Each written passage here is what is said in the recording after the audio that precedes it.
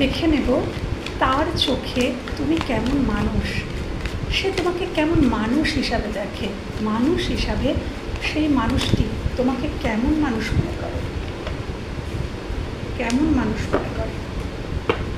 আচ্ছা, সে তোমাকে স্টারের চোখে দেখে, ডেফিনেটলি সে তোমাকে স্টারের চোখে দেখে।